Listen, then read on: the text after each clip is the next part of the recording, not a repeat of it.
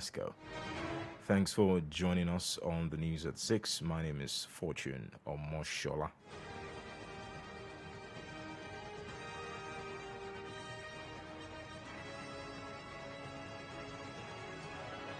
Now the news in full. The federal government has vowed to develop the petroleum sector. This is, as it said, the solution to Nigeria's numerous challenges lies in the sector.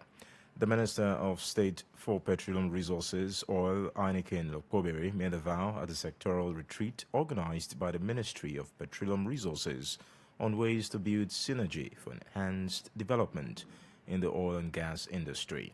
Speaking on the presidential mandate for the ministry, Lokobere charged the heads of agencies and top government officers to work in unity to achieve the ministry's key performance indicators. Lokobere's stand came following global debates on the need for oil-rich countries to wind up oil and gas exploration and focus on renewable energy sources as a way to promoting a cleaner environment. In the meantime, the presidency says a total of $35 billion is needed yearly to cover the country's infrastructure expenditure for the next 16 years. This was revealed in a statement released today by the Special Advisor to the President on Information and Strategy, Bayo Onanuga. According to the statement, the fund's $35 billion yearly will cover infrastructure expenditure from 2024 up until 2040.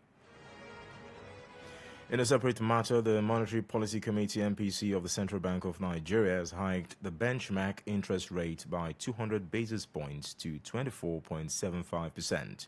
This is according to a communique released by the CBN Governor Yemi Cardoso after the second MPC meeting of his tenure in Abuja. The new interest rate is a jump from 22.75% announced by the MPC about a month ago, and the second rate hike by the current committee.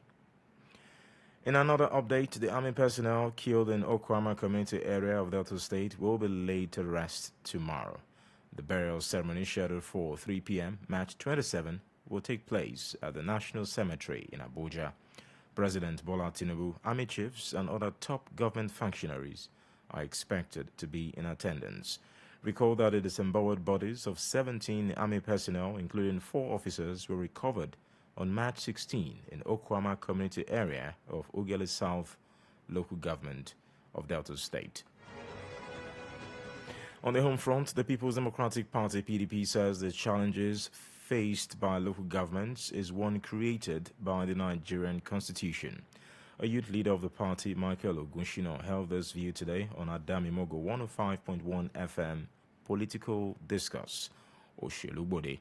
According to him, the current constitution hinders the functionality of the local government, and only political stability can make council administration in Nigeria effective. Our people are blaming the wrong persons, and if truly we are very sincere or concerned or bothered about the happenings in our local government, the unfortunate happening in the local government, and we want that quagmire to change, there's a need for us to also impress on our lawmakers to really look into the laws that created the local government and do a reform, a review, and eventually a reform of these laws so that. In a separate view, another guest on the program, Femi Adebisi, advocated financial autonomy to help local government thrive. Yeah, to achieve, a more functioning local government system in Nigeria, we need to revert to the 1977 local government reforms. That's during the time of Obasanjo. Wherein, in the true sense of it, the local government happened to be, financially autonomous. Because one, if the Constitution says that you are politically autonomous, then and you are not financially autonomous, it means that yes, you are tied to a particular forces that will prevent you, because money does everything. Both guests admonished Oyo indigents to show up for the April 27 local government elections and give it the attention it truly deserves. Still to come on the news at 6, Oyo government eases loan requirements for farmers. On the global scene, U.S. shelves rumor terrorism involvement in Baltimore Bridge fiasco. Stay with us. You are listening to the news flagship on Adamimogo, 105.1 FM, IBADAN.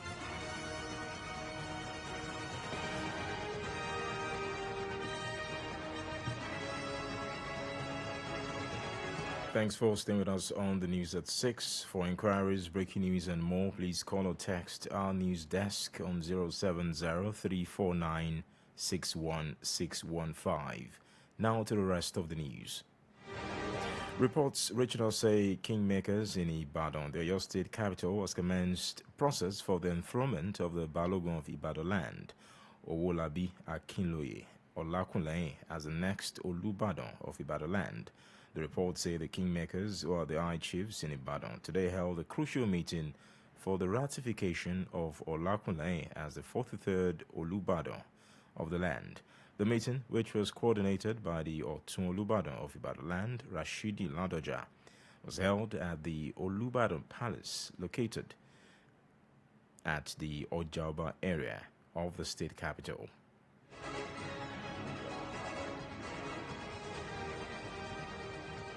On business update, more farmers in Oyo State will now have access to agricultural loan schemes. This is as the state government today announced that it has taken steps to ease up the guarantors' requirements for the ongoing Safer ACO scheme.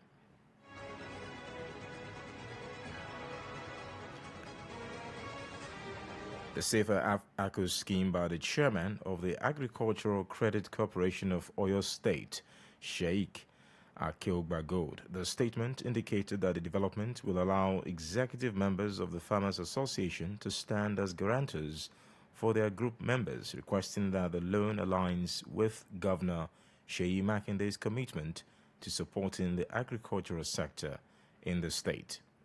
And still talking business, liquefied petroleum gas, also known as cooking gas, is the most commonly used cooking fuel in Nigerian homes today, but it has become harder for families to afford it due to the recent hike in its selling price.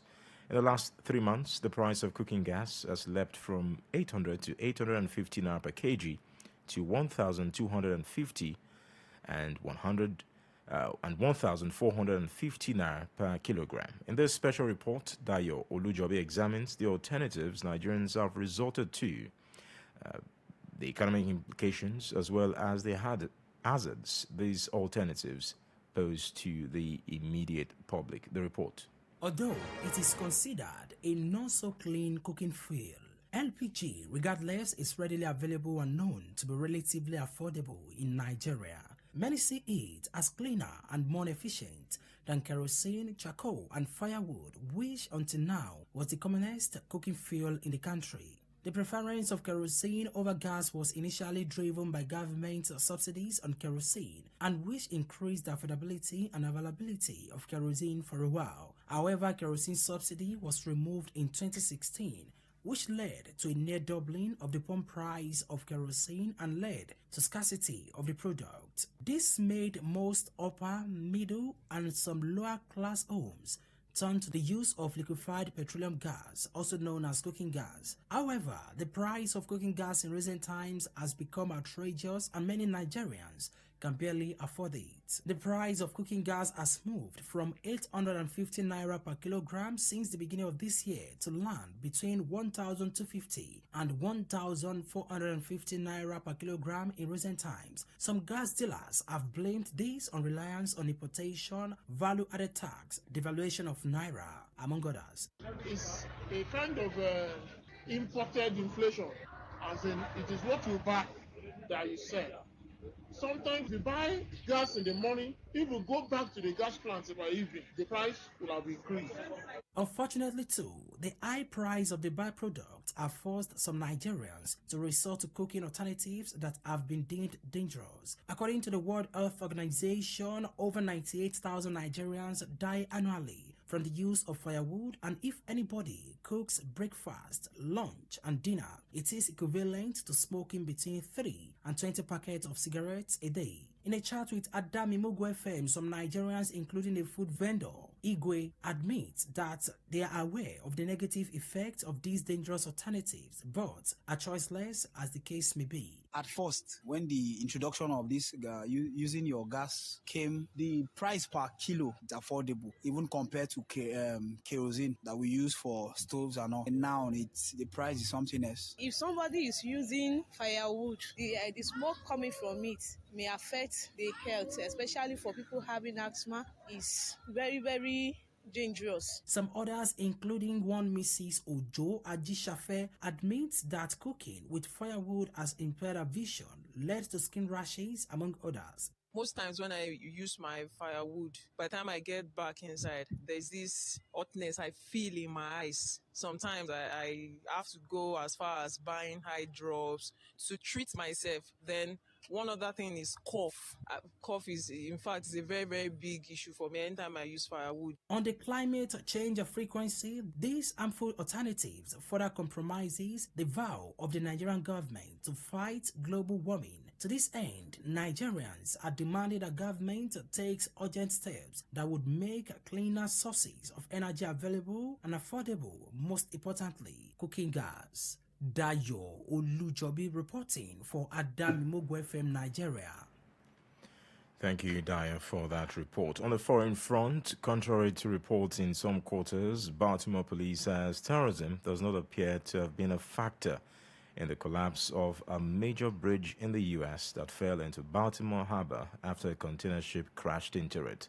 Baltimore Police Commissioner Richard Worley, in a press conference today, said there was no indication that there is any terrorism connection with the incident, adding that the incident was a deliberate action. Recall that at least 20 persons and several vehicles fell into the river today when a bridge in the U.S. city of Baltimore collapsed into the Patapsco River. In the sporting arena, Governor Lucky Aiyedatiwa of Ondo State has been billed among the dignitaries to grace the Ondo State FA Cup final. This was contained in a statement made available to the Secretary of the State FA, Ibukun Alade Toyinbo, in Akure, the Ondo State capital.